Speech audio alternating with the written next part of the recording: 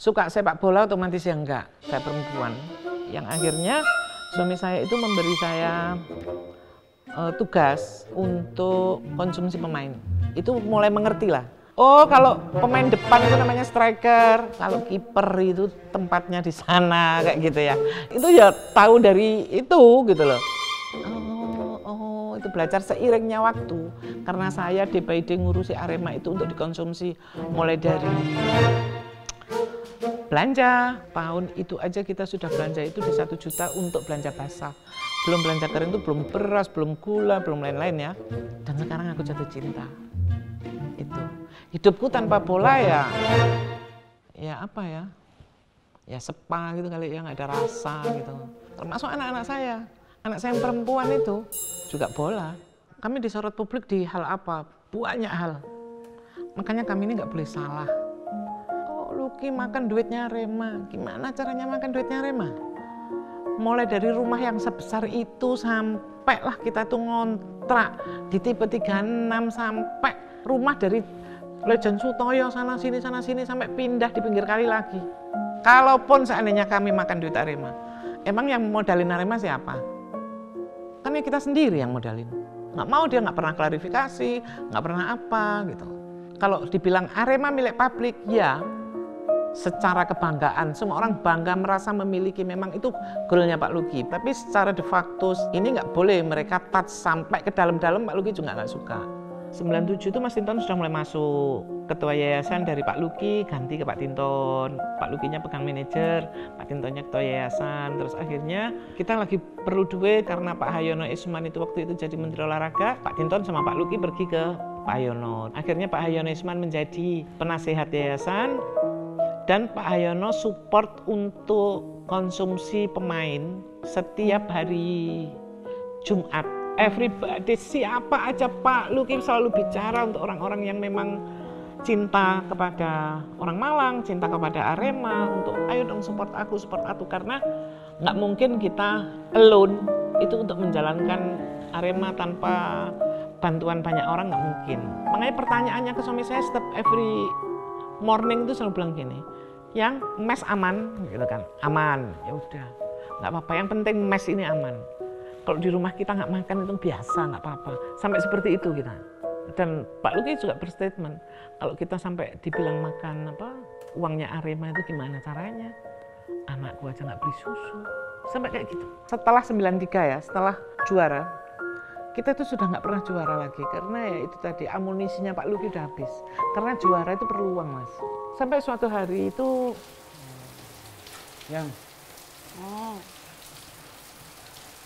Gimana ya caranya kita dapat duit biar pemain bisa lebaran?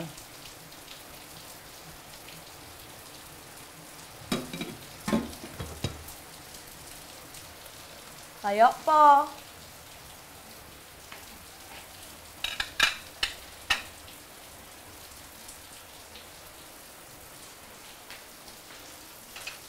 Loh, yang kenaan dia awakmu? Potong rumput. Yang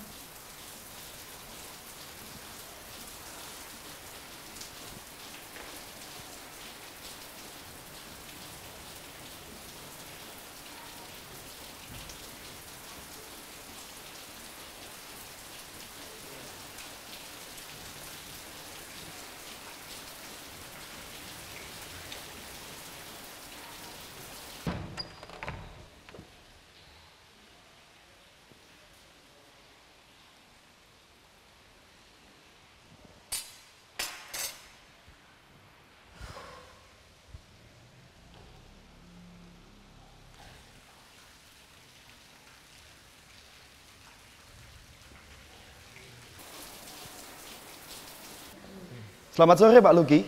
ya, iya, selamat sore. Saya bagian mencatat untuk inventaris rumah ini. Oh, bagian inventaris ya? Iya betul. Iya, Bisa saya mulai?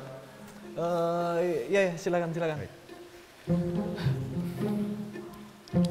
Apa dia? Yang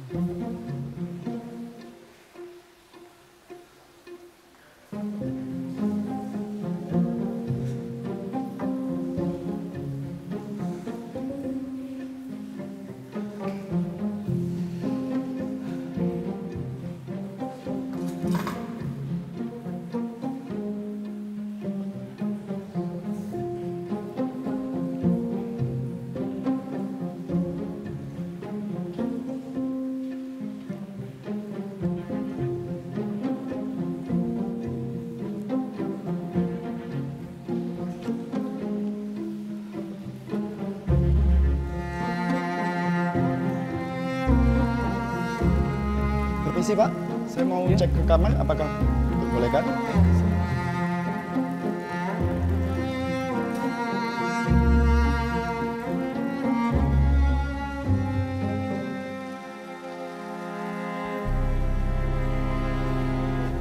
Ya, Ya apa sih? yang. Sabar sih, yang. Sabar Kamu sih. kok nggak bilang-bilang sama Iya, aku? ngerti aku, sabar, ngono sih aku. Ya, nunggu sih. Ayo nunggu sih. Ini Gimana kalau kita nggak bisa bayar? Yang, Permisi Pak, ya, saya sudah selesai mencatat semua. Mungkin bisa bicara berdua supaya Pak Luki bisa tanda tangan. silakan duduk depan Mas ya. Ya, baik Pak. Yang, gini yang, tak jelas sih ya.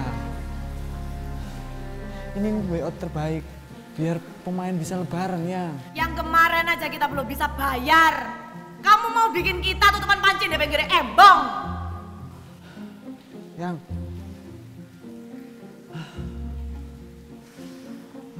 Termasuk setrika itu diambil sama rentenir ini tadi. Yang saya heran kok ya banyak orang yang tahu, wah ini Pak Luki apa butuh uang, datang terus apa ya, nawarin gimana isi rumahnya ini aja digadein buat pemain. Itu ide itu kok juga ada aja gitu. Saya itu juga sampai nggak habis pikir gitu. Hal yang tersulit yang kami lalui, Pak Luki kena narkoba tahun 90.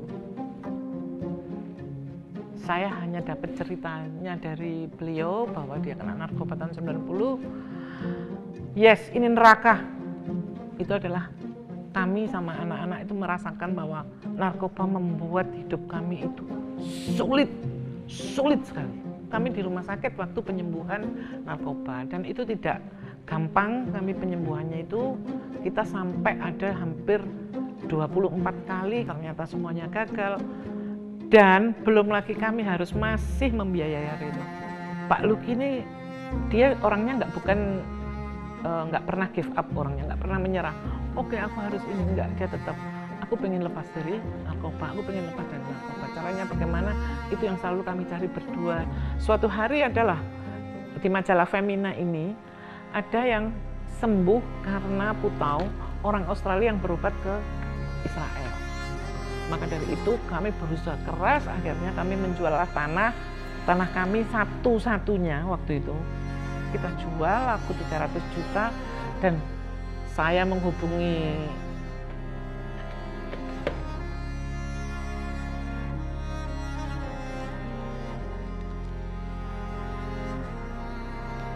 Gini dong, saya punya uang 300 juta. Saya pengen banget berangkat ke Israel. Dan saya berharap Mas Luki bisa sembuh. Tapi Tuhan belum mengizinkan.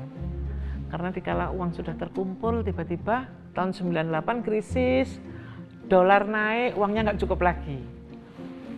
Akhirnya kita datanglah ke dokter di Surabaya. Akhirnya kita datang ke dokter Surabaya, dokter, aku punya majalah ini. Tolong aku dicarikan metode penyembuhan narkoba dengan cara ini.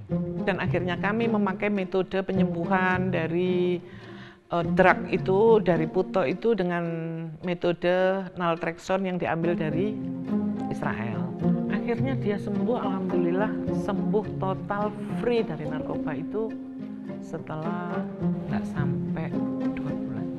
Dari sekian yang saya ceritakan ini, saya juga berpesan sama para anak muda, jangan pernah sentuh drug. Karena sulit dan hanya orang-orang terpilihlah yang bisa lepas dari narkoba.